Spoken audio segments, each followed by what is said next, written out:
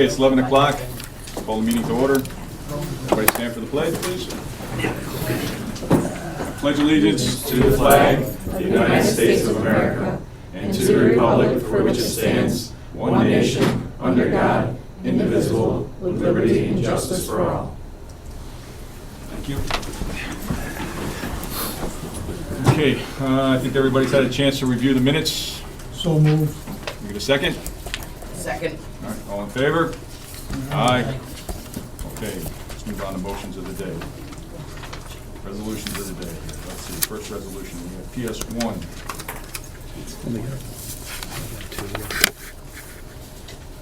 Is the sheriff here?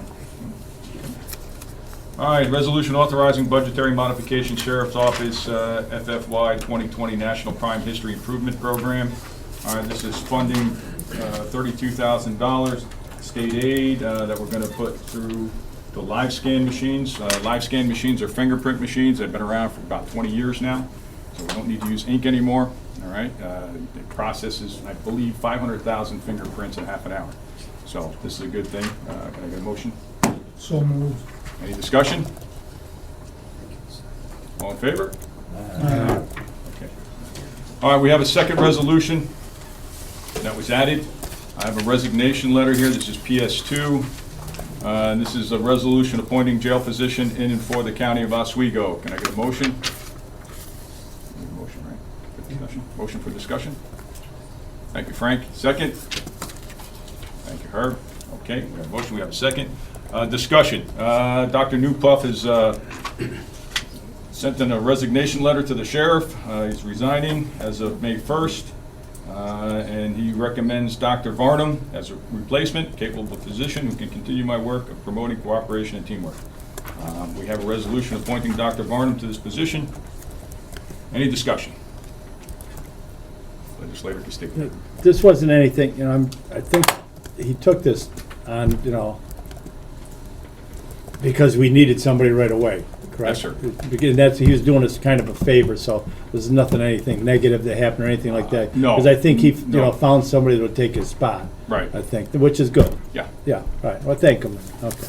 he comes recommended by everybody. Yeah, This is okay. Dr. Varnum, so. That's what I thought, okay. Rich? No, Phil, did anybody in the legislature have a chance to talk to this Corliss? I don't know. I think this is something that the sheriff is normally responsible for recruiting this position, and then making a recommendation through the legislative process. He serves at the pleasure of the legislature, so, if we find that he's not doing the job, we can replace him. But I think he comes highly recommended, and it should be good. So. Any further discussion? All in favor? Aye. Opposed?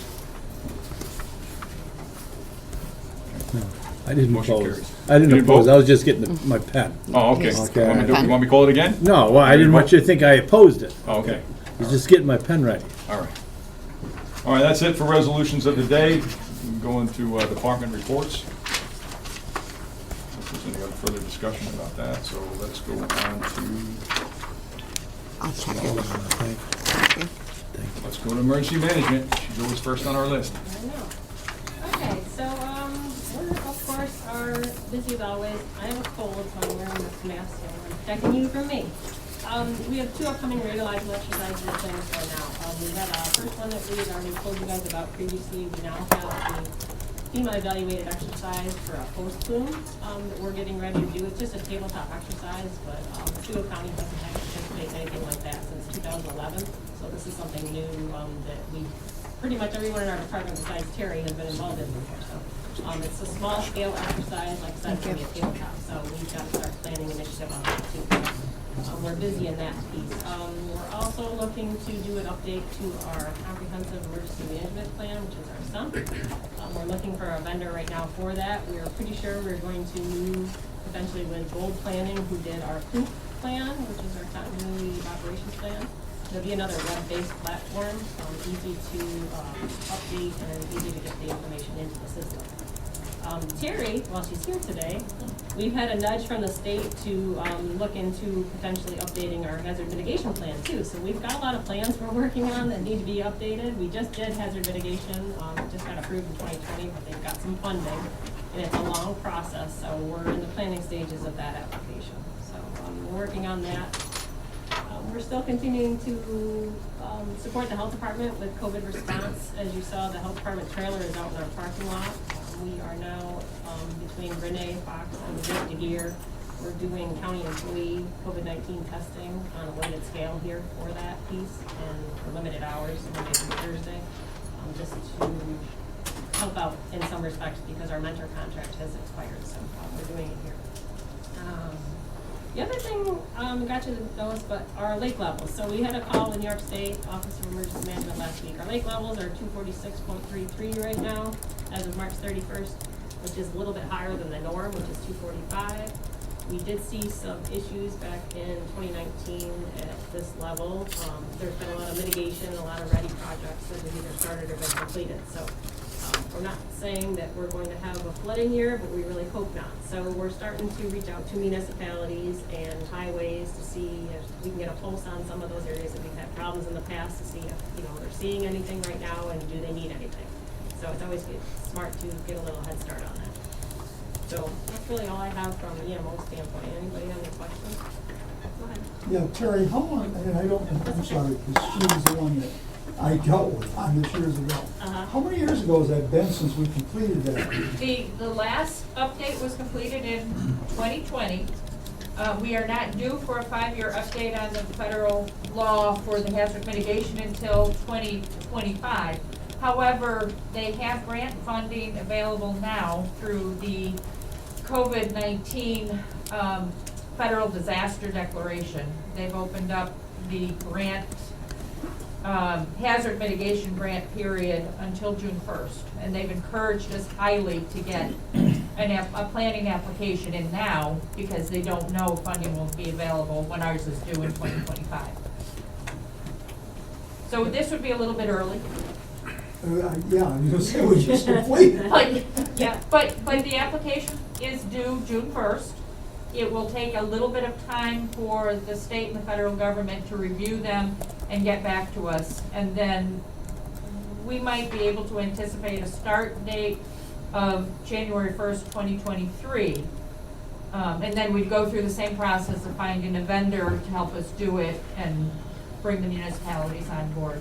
It's not too far away from them. We should be and some of them already are in the process of submitting applications for projects either identified in their annexes or new projects that they've come up with under the same grant program, the mitigation piece of disaster declaration.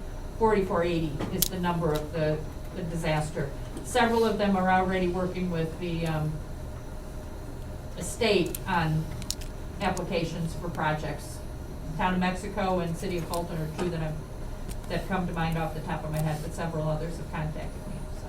Okay, now I know there was I won't say a big issue, but it was a problem with getting everybody on board. Did we finally get everybody on board? We're missing one, and that's Minetto, but their supervisor right now is willing to work with us in the future. Everybody that except for Minetto, everybody else had jumped on board for the last one. So we were only missing them, and only because we just couldn't get them to work with us, give us an answer. We tried multiple times, but they have new leadership now, and he's been in touch with me several times about continuing the process. So they might be the first on board once we say we have a new grant, new process starting. Come work with us again. So I would anticipate we wouldn't miss anybody this next time. Okay. Frank? Legislator Castillo. Did, with Oswego County being one of the hotspots for the COVID, what do we have to do now to be able to get masks and test kits? Are we still going to be required to go through our local fire departments, or will we be able to request some if people do come to us or we're our organizations? You can send a supply request to EMO. We still do have some rapid test kits available to be handed out to the residents. We have not received a state allotment of masks, so we have some available, but those are ones that we have set aside. We learned from COVID we needed to have a 90-day stockpile. That was what was recommended. Okay. So it's up to you guys if you wanted to make the decision to purchase additional masks for public distribution. We'd be happy to help you with that effort and purchase them through the processes that we have gone through. Right now we have test kits available. You can just contact EMO and we can give you some. Okay. No, I'm not looking at, I'm just looking if there are, masks or test kits that are coming, are we gonna be required to go through our local, fire departments, or can we go to EMO? You can go to EMO. Okay. We right. just, we use them as a conduit to be able to get like Right. mass numbers out. But throughout COVID, most of the supply requests have come through here and we're keeping all of the records, so there's accountability of where they all have gone for your constituents. Okay, all right, okay, good enough, thank you. Yep. I'm going to go to John now, if you don't mind. Part of the big reason we came here today was to meet our new drone coordinator, John Mcgraw, and I'm going to let him talk a little bit about what he does. So it's a highly technical field, and so we'll let him do the talking. Good morning, everybody. I started this position, well, we started talking about it back in June of last year, I believe, if I remember right. Came on board in February of this year. One of the main reasons is that we have a drone program here in the county, the Sheriff's Department, that started originally, and there's a number of requirements that the FAA requires to have a drone program for public safety. And these rules and regulations are changing almost now on a weekly basis. It changes so fast for drones. So the big thing is that to make sure we're staying compliant with the FAA rules and regulations. We're documenting all of our flight logs, and each month we have to report to the FAA all of our flights. So I have taken that over, doing all the reporting, which will allow we have a deputy here with us now, who's one of our pilots. It'll give him more time on the road rather than having to do the reporting each month, which on average takes probably 8 to 10 hours to do the reports. So this will free him up as well. The other thing is training. The FAA requires monthly training for drone pilots, as well as quarterly training. So we're going to set up some training exercises. Working with SAR, we just renewed one of their pilots. Had a 107, she expired, and we just renewed her, so she is on board now. So we have one SAR pilot and one in process of coming on board, I believe, in a few months. The drone capabilities are available to any department of the county. So if highway needs a drone for any purpose, or community development, the GIS, real property needs to use a drone for any purpose, it's available to them as well. And then, of course, the public outreach, the public awareness, funneling questions from the public about privacy issues. Why are we using drones? What are they used for? And then to educate the public about drones and their capabilities. And we have a number of initiatives going on, from training through with the Sheriff's Department. We've been having discussions with the OPD, Oswego Police Department, Oswego Fire Department, and with the City of Fulton to collaborate together as a group, as a team. Working on some ARPA funding. I've submitted an ARPA request for some funding for some newer drones that have better capabilities than what we have now. The one drone that the sheriff's department has is out for repair, which has very limited capabilities compared to the new drones that are available. Longer flight times, high resolution thermal cameras for searching for individuals with search and rescue, night vision cameras around these drones now, longer flight times. We're getting close now to almost an hour's worth of flight time out of a drone. So, but that's where we are right now. April 20th, we do have a company coming in for a drone demonstration. Anybody who's welcome to attend. It'll be at the Kmart Plaza. It's open to agencies, but by all means, we encourage to come out and see the capabilities of the drones. The specific company that's coming in is Brink Drones. They do tactical systems, primarily for interior flights, for searching buildings, for SWAT situations, or for hazmat situations.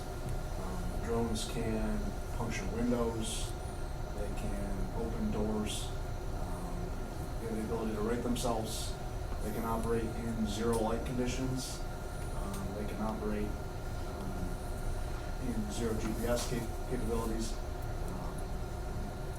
Basically, this would extend the ability to search areas without putting officers at risk or the fire department at risk. And that starts around 9:30 in the morning on that day? Yes. 9:30 to 11:30? Yep. Go ahead. How many pilots do we have? So currently, we have, between the city of Oswego and the sheriff's department, we have about 8 pilots. Once Fulton PD and Fulton Fire come on board in SAR, we should have around 14 pilots total. Now, are they all like law enforcement? No. So you have the fire Some are department. fire also, Okay. yes. In the sheriff's department though, right, presently we only have one fire pilot. Two. And then there's We have additional, one right? more, the sheriff's department just brought one more on board. I guess I was thinking of, when you've got a pilot that's looking at stuff, do they have a responsibility to be reporting criminal activity if they see it? Right. You know what I mean? You're not expecting it all of a sudden, ooh, Right, what's exactly. going on here? Yeah, So there that is some, it's comes not down like, to oh, I their- don't care, it's, Yeah, that would come down to the sheriff's department's policy for evidence retrieval. okay. Anybody else have any other questions? I do have one for you, John. And I know we discussed this at some point. I don't know if we have the capability yet, but we talked about like water rescues. Do we have the capability of, having these drones carry like a life preserver or some sort out to say somebody's boat tipped over or something like that? At this point, we do not. Okay. But part of the ARPA funding request was to have that capability. So the drone does have the capability of carrying some sort of payload out? Yes, Okay. yep, is to get a drone that has the ability to do the payload carrying, the thermal imaging, the night imaging. That'd be awesome. That'd be a So great yeah, tool to so we, have. EpiPen? We can, Like EpiPen, anything, EMS side? yeah, anything Oh, that yeah. has a minimal payload, you could fly an object out, a cell phone, a radio. It'd be a quick way to get something to somebody if they were needed in a hurry, right? Yes. Oh, that's Yeah. awesome. Yep, we've tested Yeah. with Oswego Police and Oswego Fire. We've done some testing with payload dropping. As far as life preserving rings, life jackets, inflatable kits, all cost money. Sure. So we've done some testing. We have the capability to do that. It's getting the product to be able to do that. That's been the current issue. And we're working on it. yes, we are, yeah. Because I think that's an invaluable tool that we should have. It is, yes, yeah. Yeah, we did some ice rescue training with the Oswego Fire Department. Flew a drone out, dropped a life jacket to a swimmer and able to retrieve them. And it would be terrible to be able to find somebody, but you can't get to them. So if you can get them something, that's like the other Quickly. hand. Yeah, right. Exactly. Getting it out there quickly. Yeah. That's the key. Speaking of that, who takes care of the digging with the birds? I was wondering about that, with the life jacket reminded me of that, of if we can't get out someplace. Right. Well, I'm they're talking about the doing dredging out they're there. dredging right now, and the Okay. birds haven't shown up, and they can continue to dredge until the birds actually show. But normally that was started last year, I think was April 1st. So They have to stop dredging if the birds show up, but the birds have not showed up. Okay, so the dredging is fast. The dredging is continuing, yeah, I've been monitoring that, and it's going well. Okay, I thought of that when she said Epicon, it's supposed to get out there. Piping plovers. have There was some not sort of arrived. delay last year that prevented them from dredging it before the birds got here, wasn't it? Or did the birds come early? It was Yeah, ice, the- wasn't it? It was Yeah. Oh, it was the ice. ice, I think Yeah. they put Ice it. early, Yeah, because they normally try to go out in March, and they just weren't Yeah. able to, but piping plovers. Yeah. Well, it also impacts water rescue, getting out there, getting out to the Yeah. lake from that Yeah. area. So That's it's a what big, made the sure, connection yeah, for it. absolutely. All right, let's, any other questions for drones? Let's move on to EMS then, shall we? EMS report. For those who haven't had the pleasure of meeting yet, my name is Nate DeGear. I'm the new EMS coordinator. I started at the same time as John in mid-February. Since then, we've had a lot of awesome and exciting things going on. For starters, there's an EMT basic academy starting at Mentor next Monday. I believe they have about 6 or 7 people in that class, and that is both proved to be a original and a refresher class. Another initiative for EMS education we've been getting on is upstairs. We've been working with Workforce New York. They have classified EMTs, paramedics as a profession of need. So they have federal funding they can give for people to take the classes. So for any individual who's making under $25 an hour at their current job as their current income, they are able to apply and receive upwards of whatever the cost of the EMT class is for the class, for books, for uniforms, whatever it is. So that class would be free of charge to them. Moving on to the response section. This past month, Oswego Health has done significantly better at staying off DOH diversion, but they're still seeing an increase in psychiatric cases. A lot of these are children, and these children, they're struggling to find beds at other mental health facilities for these children. As recently as a couple weeks ago, they had one child who was there for over 13 days. Just look in the ER looking for a bed at a mental health facility. That pulls nursing staff to sit with them under 24/7 supervision, and Oswego Health has dedicated 2 full-time people to calling these facilities pretty much statewide, region-wide, trying to find room for these people, for these kids. Syracuse hospitals, they have spent less time on Department of Health diversion, but inter-facility transfers, moving patients around from center to center is still bogging down the facilities and can cause a longer wait time for ambulances. Back to the mental health side of stuff, there is an increase in 911 mental health related calls. We're looking for resources to provide our first responders with trainings on how to deal with their own mental health, as well as how to deal and respond to patients having a mental health crisis. So we're looking to expand trainings for our first responders in that regard. As Kathy mentioned earlier, our contract with Mentor for COVID testing expired, so we're not doing that here. In the last week and a half, 2 weeks that we've been doing it, we are seeing about a 36% positivity rate.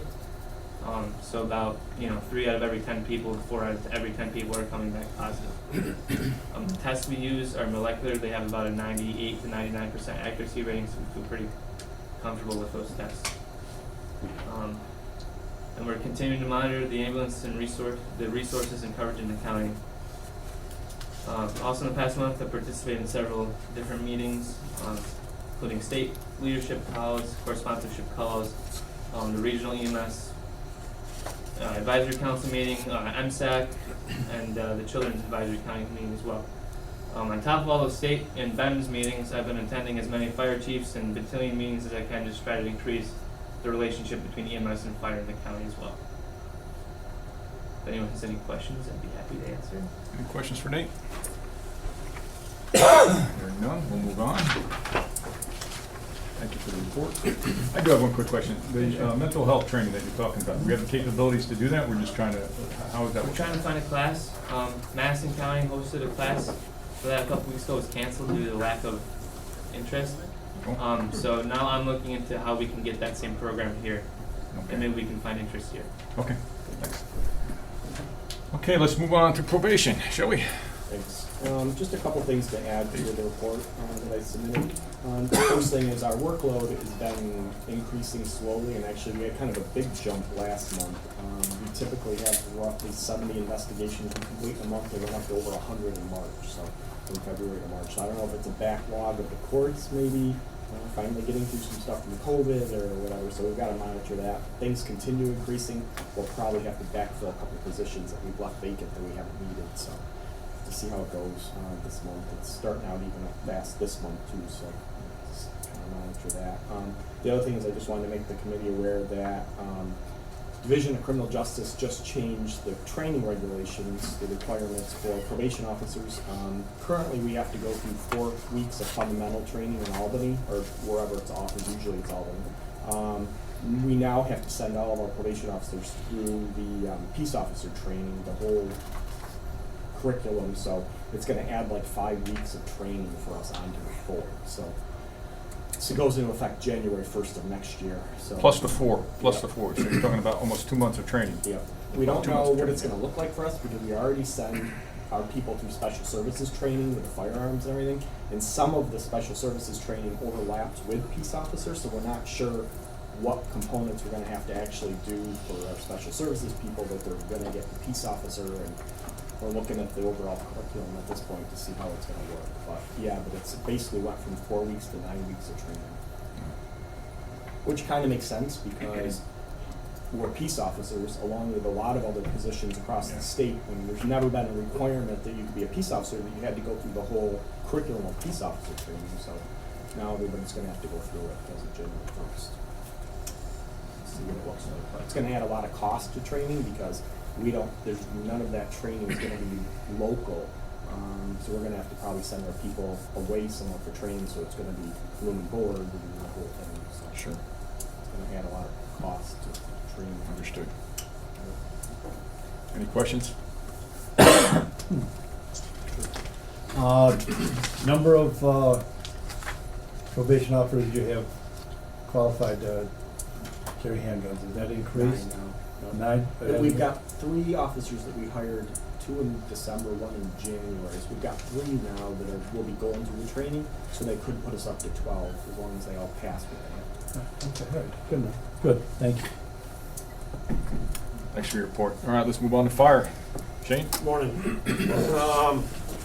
From January 1st to the end of February, the office handled 50 activations, 22 structure fires, 1 hazmat, 5 fire investigations, 1 dive team. The 16 no response required is were dispatched, but the incident wasn't as severe, what needed a coordinator or anybody from my office to assist them, so that's what that means. And then 5 other would be maybe, like this morning, track trailer hit a pole across from the fire school and I called it in. I get added to that call, so that's what that other category is. Training is below. We just finished a BFO class. That's an exterior firefighter class. That just finished this weekend. Today we start an interior firefighter class. We got a BFO scheduled in Pulaski in July, followed right up behind that in September with the same thing, interior. Rescue Tech basic class, fire police class, which we just completed. Pump ops, which we're gonna be scheduling in Battalion 3 once we look at the fall schedule. The mass fatality plan, which through New York State's Department of Homeland Security. Department of Homeland Security. Mhm. That's scheduled for the end of April. How many, Renee, do you know how many were signed up so far for that? As of over a week ago, I believe it was around 15, I'm not sure So at this point. So right now, we got like 15 or so signed up for that, and then this morning I was notified that the ICS 300 class that we requested, right now there's 19 signed up, and that'll start mid-April. Just to keep you up to date on the Cascade truck, I did finally receive a price quote on the new compressor, and while I was sitting here, I just got the quote on the chassis, I'm hoping. So I'll have more of that information coming in the future. And then we're having an issue with our K9 vehicle. We're still working on that. Listed below, Fire Advisory Board, open positions. I spoke with the chairman of the Fire Advisory Board. This month, he's going to be trying to recruit to fill these positions. So if any of the legislators have individuals in those areas that have open positions, let them know. We have sent out mass emails to those fire departments looking for participation. And then just below some of the training and the things that I took in the month of February. The other documents that I handed out today, Legislator Greco has been asking about the status on the survey that the Fire Advisory Board had sent out. The first one I gave you guys was quite lengthy, a lot of data. He asked me to condense some of that, so prior to me becoming the coordinator, there was an action plan put in place by the Fire Advisory Board and the past fire coordinator. That's just an updated sheet and the goals that they had set out to let you review that, and then the talking points are attached to that to summarize a lot of what that raw data that I gave you last month is. So what'd you learn from it, in a nutshell? Quite a bit. One of the main things is that training, right? So when the county purchased the fire school, it's in the city of Oswego, so it's the western end of the county. Some of the eastern end of the departments, Cleveland, Constantia, West Monroe, the far side of the other county, it takes them quite a bit to get there. So what we're looking at and what we're doing, and you can see that with the fire training, is we're moving some of the classes that we can move around to different areas of the county. Not everything can be taught in the classroom at a fire station. You do have to come to the facility because we can't pick the facility up and move it. I do have some ideas in regards to that. It comes with money. I'll look at the cost and look at maybe ways of funding that.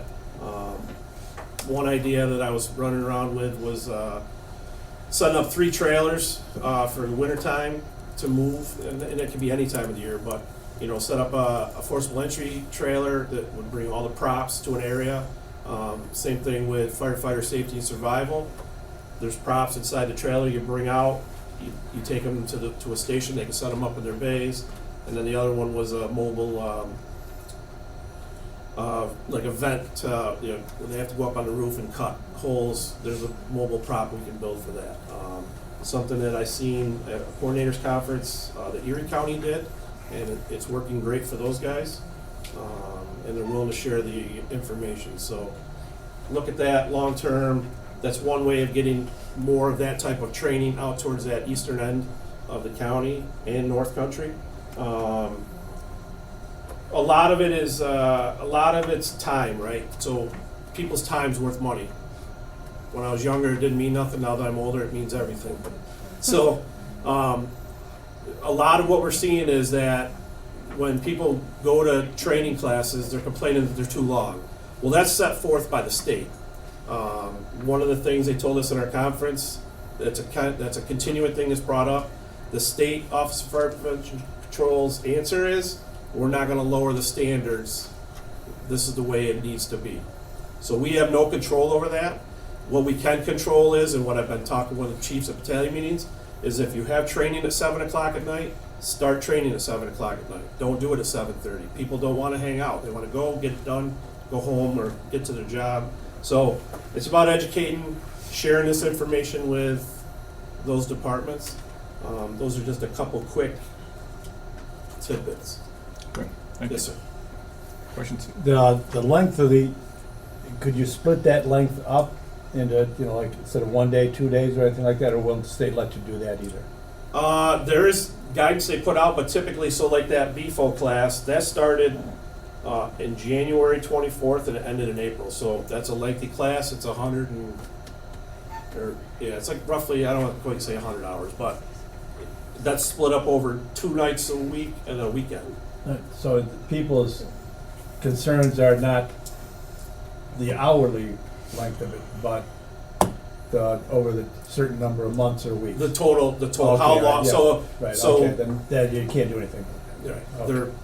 the state says that's what it takes to teach them, and Right. and we, through our instructors and through Coordinators Association and Fire Chiefs Associations, we're continually telling the state that stop adding. Can't put 10 pounds in a 5-pound bag. Correct. Okay, thank you. Yes, sir. Any other questions? Rich? Yeah, a lot of your training, I understand the difficulty, especially in the northeastern part of our county. rural. Yeah. It's a hell of a long way to live here. If we looked at, or maybe we do this and I'm just not aware of it, but like Oneida County is another big county. And you get up by North Bay and Florence and Annsville and up in that area, I'm sure they have to be, they experience the same kind of dilemma. And I was wondering if there's some way we could have a joint municipal agreement with that county and work with them and have a school that we can train together.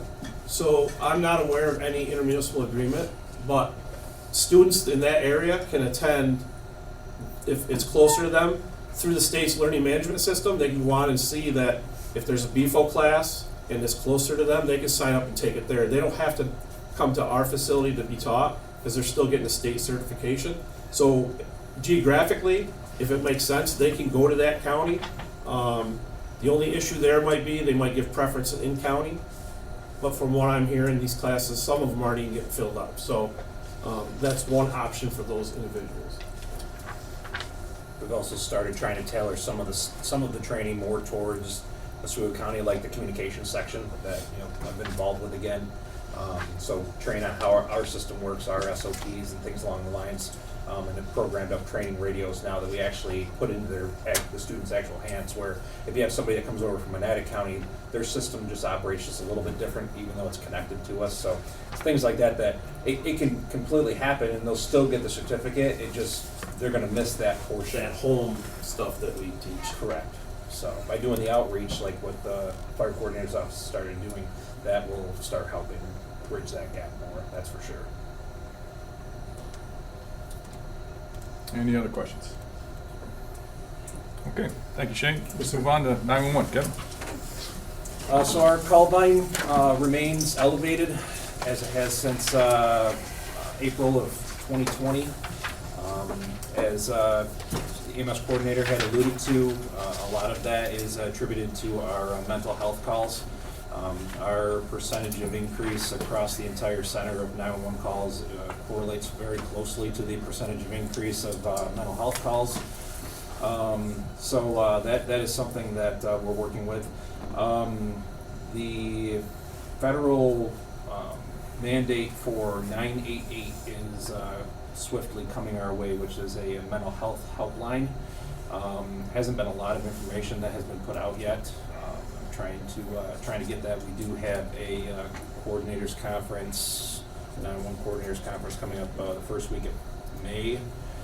So unfortunately, I'll be at that instead of this meeting next time, but for next month's meeting. But we do have a presentation at that conference to talk about that and try and get some additional information. Beyond that, this past month we've been working on a phone system upgrade. It's been a very hefty amount of work for the department. If you hear phones ringing and computer sounds and stuff coming from through the door behind me, it's because our 911 staff is out of our backup site, has been here for a week and a half at this point. We've got the 911 center torn apart. It's going back together at this point. Hopefully have it cleaned up and ready to go for them to come back on Thursday. As part of that phone upgrade and some other just trying to clean up work that we've tried to do, that we haven't had the full functionality down here at our backup site to be able to staff here for long periods of time, but we're doing that. So anybody that is interested in taking a quick peek in there you can grab me after the meeting, and I'll take a couple in at a time because it is a very small room. Well, we can definitely do that. The other thing is been pretty busy doing radio refresher trainings out at the fire departments. Been going out and doing quite a few of those, which is it's a good thing for this time of year when the weather's not amazing, and it's also a good reminder of the policies and procedures and stuff that we have within the departments, or within the county, I should say. So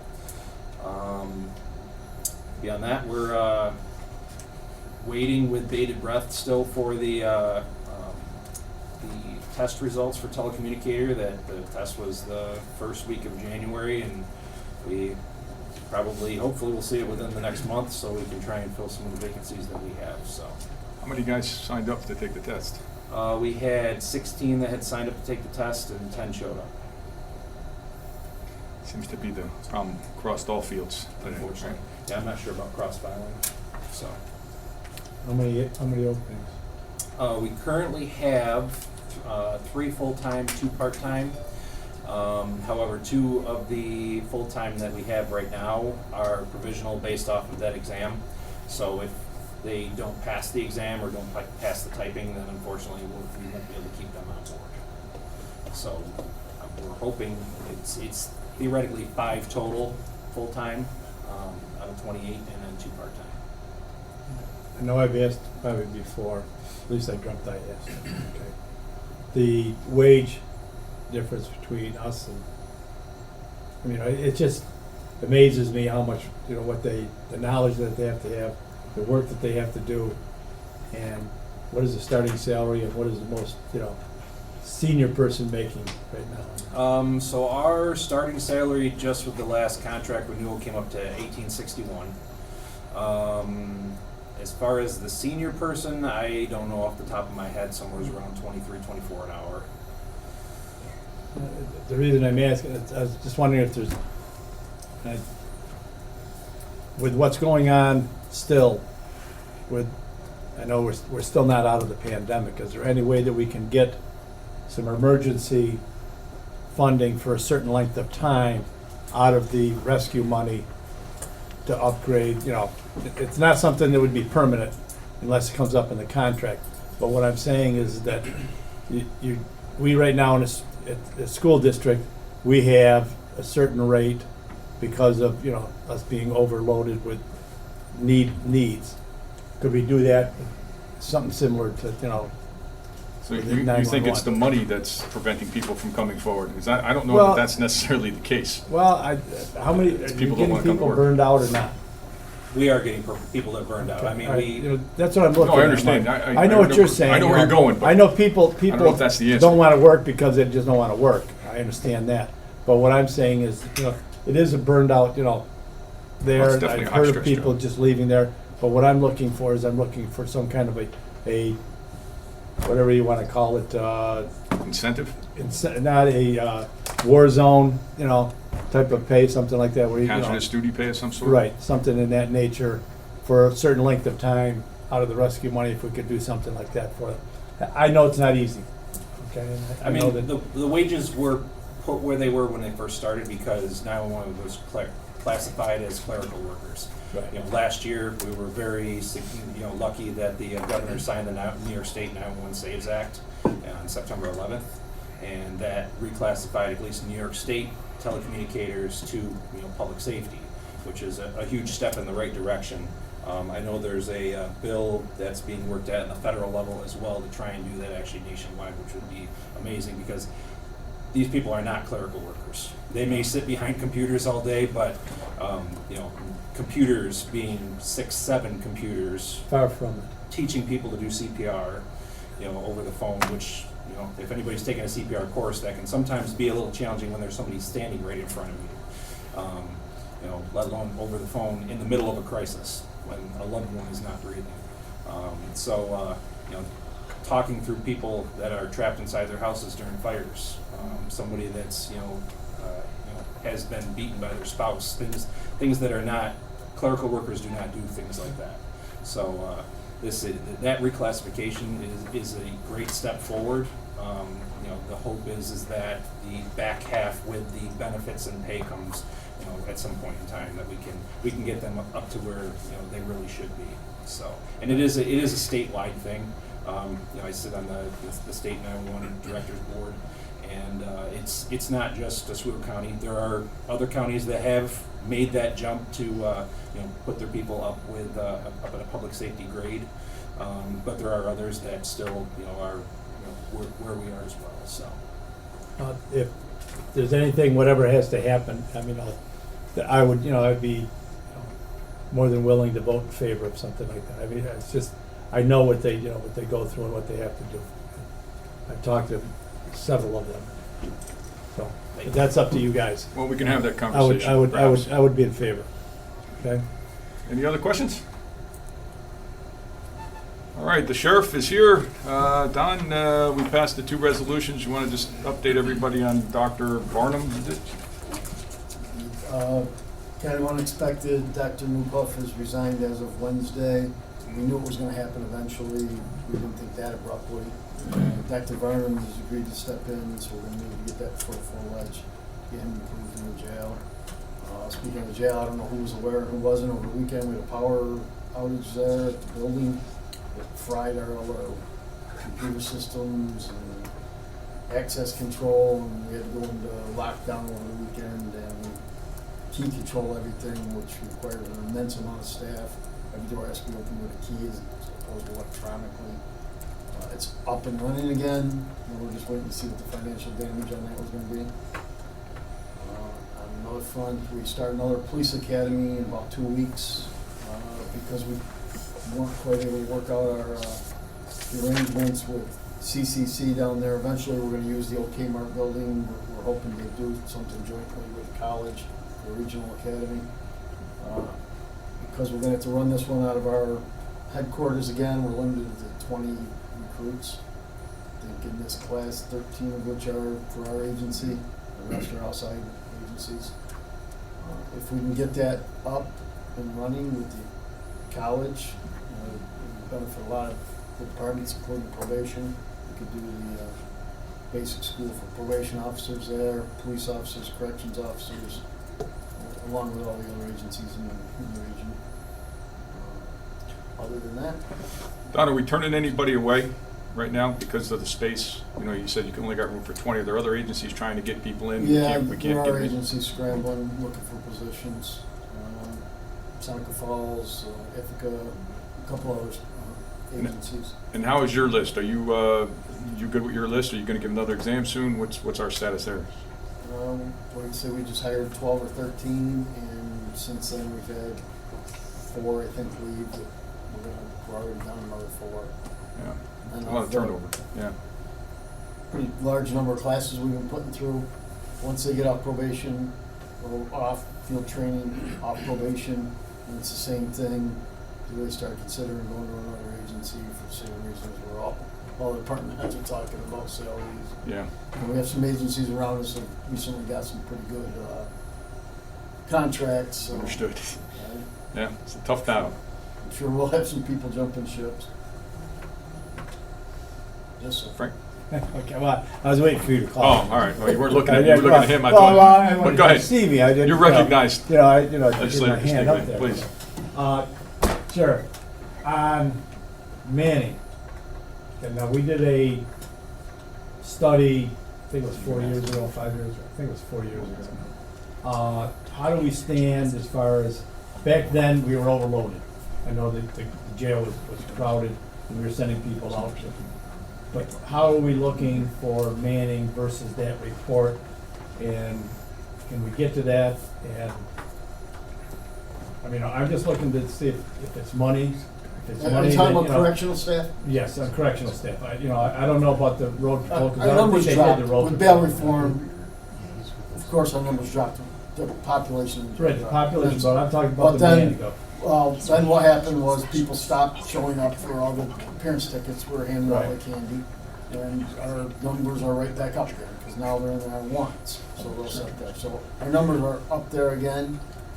Stopgap for that was we started accepting federal prisoners, and that's actually, we make money at that, so it helps. But our numbers are up there again, and we just recently graduated a corrections officer class also. So we're pretty good. I think we have like 4 openings in the corrections side. Right, so, but we'd have to see that report to see where, what they're, because at that time, we were under what they were suggesting we should have, okay? So I'm wondering, what do we have to do to get to that level so that we have that number? Because I'd like to see as many as you need for you to get those people. I think we're actually doing okay right now on the corrections side, but from my experience, 6 months from now, I might come back here and tell you we have 15 or 20 openings. And I'd say, okay. It's in the flip of a switch, we lose people. And I'd say, okay, get them whatever you need to pay them. All right. They're putting their lives on the line there. Any other questions for the sheriff? All good. Let's go over to search and rescue. We got anything this month? Yeah, report here. If you don't know me, Patty Rufus, I'm the assistant coordinator of search and rescue. We've had 8 calls so far this year, mostly dementia, 5 dementias, Project Lifesaver, snowmobiler. We've been busy with training. We've started a new academy. We're in full swing with that. Training in coordination with Wilderness, which is Onondaga County Search and Rescue Team. So every 2 years we hold an academy, and we've actually got 15 attendees, so it's pretty good for us. So we've also completed the radiological survey team training with Cheryl here. We've done presentations to the 911 dispatch recruits. We've done Project Lifesaver training courses in coordination with the Sheriff's Department. I think Fulton PD was there. Yeah, so we want to get all them on board with that program. I'm not sure if you're familiar with that either. It's a program where dementia patients, wanderers, so forth, are given transmitters, and then we have receivers that we can actually locate these people.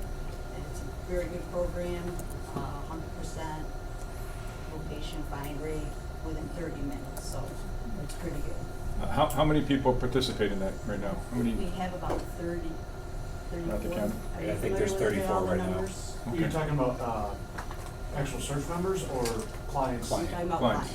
clients. I think there's 34 right now. And how do the people get a hold of this program? I mean, is this something that's, how do families find out when they have someone who has dementia in their family about this program?